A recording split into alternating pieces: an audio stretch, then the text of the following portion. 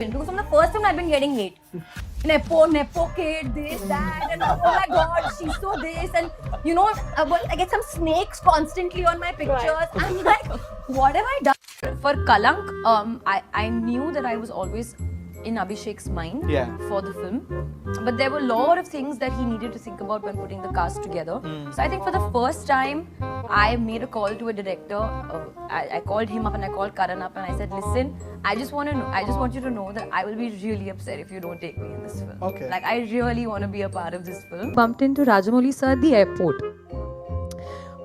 He was just coming back from something and I was going to Hyderabad for a shoot and I said, sir, I want to work with you. And he said, you know, he was very gracious and said, yes, I would love to work with you as well. I said, sir, I'll do anything. Just give me a part in your film. I want to work with you.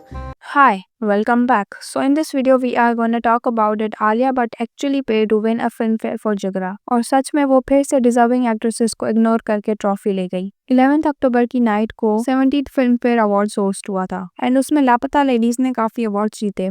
Total करके उन्होंने 13 awards जीते including best film and best director. फिर best actor in male category ये award Abhishek Bachchan and Kartik Aaryan को गया। फिर female category में best actress का अवार्ड आलिया भट्ट को दिया गया फॉर जिगरा। फिर best actor and actress in critics awards Rajkummar Rao and Pratibha Ranta को दिया गया। राजकुमार राव को for Srikanth and Pratibha Ranta for Laapataa Ladies. फिर बेस्ट डेब्यू का अवार्ड नेतांशी गोयल को मिला in female category and male category में लक्ष्य को। एंड अभी जब आलिया ने स्ट्रेट तीसरी दफा फिल्म फेयर अवार्ड जीता है वो भी जिगरा मूवी के लिए जो एक मेजर फ्लॉप थी, तो सोशल मीडिया में डिबेट शुरू हो गई एंड काफी लोगों ने ये भी कहना शुरू कर दिया कि आलिया भट्ट ने ये अवार्ड बाय किया है बिकॉज बाकी नॉमिनेशंस काफी स्ट्रॉन्ग थे जैसे Kareena Kapoor and Tabu for Crew, Yami Gautam for Article 370, Shraddha Kapoor for Stree 2 and Kriti Sanon for तेरी बातों में ऐसा उलझा जिया। बट अगर इतनी स्ट्रॉन्ग नॉमिनेशंस के बाद भी specially Yami Gautam and Kriti Sanon, Alia won for Jigra जिस मूवी ने अपना बजट भी रिकवर नहीं किया and this year Alia present भी नहीं थी अवार्ड लेने के लिए। सो आलिया की तरफ से करण जौहर ने ये अवार्ड रिसीव किया। एनीवेज जब आलिया ने अपने अवार्ड की पिक पोस्ट की तो उसने कैप्शन में ऐसा कुछ लिखा, this one will always stay closest to my heart not just for the story we told but for the incredible people who gave it life. And फिर उसने सबको टैग करके थैंक यू बोला। So grateful to Filmfare for the honour and to everyone who found a piece of themselves in this film. I wish I could have been there to hold that moment in person, but my heart is full all the same. अभी इस post के नीचे काफी लोगों ने आलिया को call out किया। Award for a flop movie and a below average performance. I'm baffled. How was she more deserving for this award category than Kriti and Yami? It's high time you stop this obvious lobbying, or else Alia will only be remembered as a fraud actress in Bollywood history. Undeserving win another time. मतलब उस movie के लिए award जो किसी ने देखा भी नहीं, इतना गंदा मूवी किसी ने नहीं देखा। 2024 की सबसे डिजास्टर फिल्म फिर भी ये बेस्ट एक्ट्रेस का अवार्ड जीत लिया। करण पापा के बदौलत खरीद लिया award. Rest of the nominees were more deserving. What happened to Filmfare? Is this a joke now?